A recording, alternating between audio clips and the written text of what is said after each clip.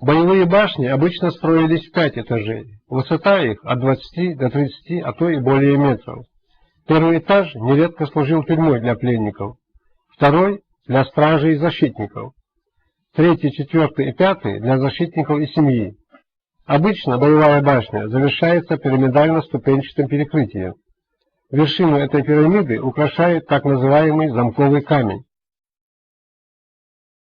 В отличие от боевых, жилые башни строились 2-3 этажа. Каждый этаж имел свое назначение. На первом этаже склад, на втором этаже это сама семья жила, находился очаг, на третьем, четвертом этажах гостиная, спальня.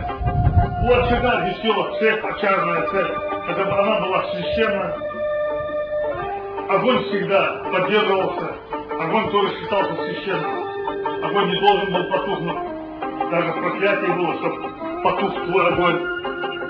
Где вот эти вот углубления для брила делали на стил, намазывался глиной. И лаз с первого этажа на второй, на третий лазы оставляли, люди такие. Лестницы лазы. Интерьер жилых башен был достаточно простым. По стенам развешивали войлочные ковры, пол покрывали кошмой. В многочисленных нишах хранилась домашняя утварь. Часть жилья занимали нары в виде широкого помоста. На них спали и там же складывали постельные принадлежности. На колышках, вбитых между камней, висело оружие. Человеку при жизни нужна башня, после смерти склеп, так говорили предки ингушей. Чтобы человек всегда размышлял о мире вечном и совершенствовал свою душу, склепы строили рядом с жилищем. Разное время хоронили по-разному. Была целая эпоха курганного захоронения, потом была эпоха катакомбного захоронения, что у нас очень часто встречается. Была эпоха захоронения в каменных ящиках и, наконец, в каменных склепах, как у нас это делалось в горах. У ингушей есть пословица: «Толкни его туда, куда столкнули его отца, шида вахашта чувахит». Значит, любой склеп имеет вверху полки. Эти полки всегда должны быть свободными. На них порой даже ложился во время эпидемии больной человек, ему на длинном шесте подавали туда кушать, пить. А если он выживал, он через определенное время мог вернуться, а если не выживал, он умирал на этой полке, но следующий его столкнет с этой полкой. Был длинный шест, которым сталкивали на общую свалку, сталкивали этот труп, и я видел склепы, где толщина вот этих трупов 3,5 метра, значит, куча такая сваленных трупов, а свежие прибывали, ложились на эту, значит, полку.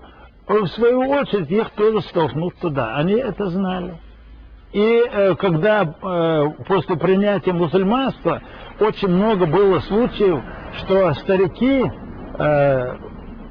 смертельно больные, ночью украдкой убегали опять в горы и ложились на эти полки, обвиняли своих детей, что вы нас хотите зарыть в грязь, а мы не хотим в грязи лежать, мы хотим лежать на полках.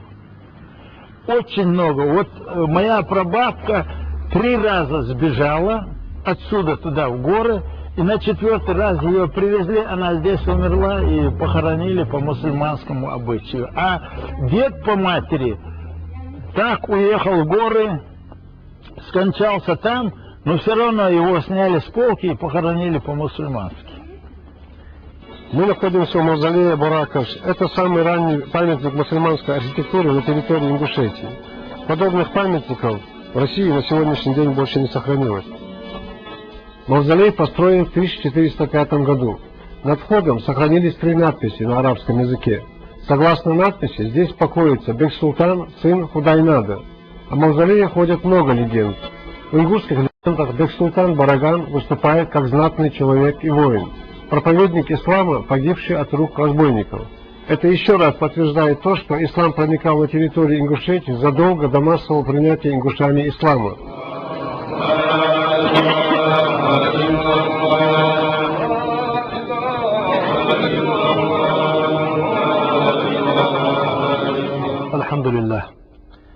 середины 19 века ингуши пришли в ислам. Приход ислам ингушей стало добровольным. И до этого были некоторые попытки насильственно заставить ингушей войти в ислам. Но доказано и точно известно, что ингуши пришли в ислам добровольным путем. Массовый приход ингушей в ислам начался с приходом на территорию Аш-Шейх Кунта-Хаджи.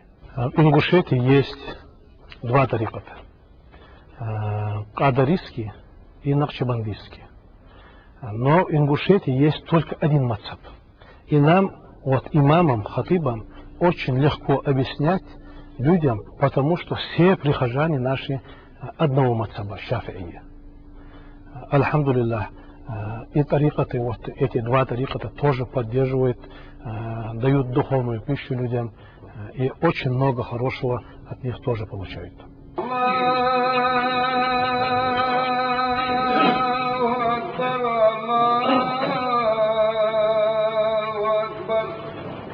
صغيبة حبل الفتنة صغيبة حبل وبوهم سجى شيدي غادي لنفس شيدي غادوسو هل يعرف ضبط شنخين وشحاجة دقيقة شيدي ذكا والله ولعامة المسلمين أما هذا شيدي غادنا بوصد لغاد وقت جيد وصد. Хотя ингуши приняли ислам сравнительно недавно, но все те нравственные, морально-этические качества, к которым призывает ислам, в ингушском народе культивировались с незапамятных времен. И они выражаются одним всеобъемлющим понятием «эздел». Если человек обладает уважением к другим, стыдливостью и ответственностью за свои поступки, то этот человек есть человек ях, человек чести, человек совести. Но ях, это емкое слово, оно не имеет никакого смысла, если носитель этого ях не имеет юх, не имеет их. А когда юх – это уважение других, вот если я уважаю других, то я имею лицо. Юх. Если я стыжусь других, то я имею их. Если я имею юх, имею их, вместе они дают ях.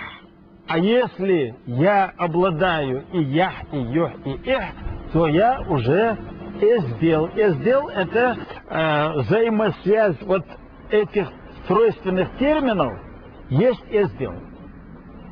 Выпади из этого одно звено, то нарушается и ингушский эздел, и я, все остальное уже не имеет никакого смысла. То есть это есть формула чести ингуша.